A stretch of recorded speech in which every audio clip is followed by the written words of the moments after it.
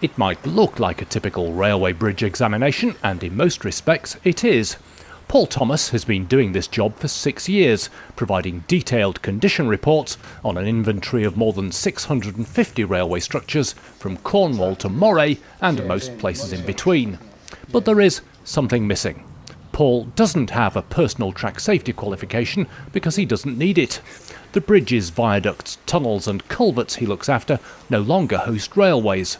He's the bridge engineer for a charity called Railway Paths, which owns and manages a portfolio of former railway structures with the intention of them accommodating walking and cycling routes. It's a methodical process for obvious reasons. We generally split up the duties where I will take photographs, I will note defects with sketches, and I'll also create a plan in my little yellow book of where the photographs are. So at the end of that inspection I will know every photograph exactly where I was standing and what I was looking at. And my assistant will note the defects, but then we'll come together at the end and we'll compare notes really, and we'll make sure that with every defect that is of significance we have duly noted. Railway Path's corporate ambitions are, of course, much grander than just routine housekeeping. Alongside other bodies, notably local authorities and sister charity Sustrans, it helps to forge new links in the ever-expanding and hugely popular national cycle network. In doing so, it often has to undertake bigger projects on bigger structures. One such is Lum Viaduct in the valleys of East Lancashire.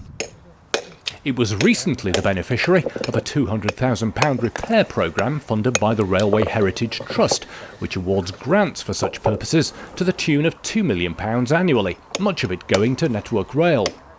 At Lum, the work involved reinstatement of the parapets prior to Route 6 of the National Cycle Network being extended over it. Meanwhile, Torksey Viaduct, one of the earliest examples of a box-girder bridge, has also received money in preparation for a similar role.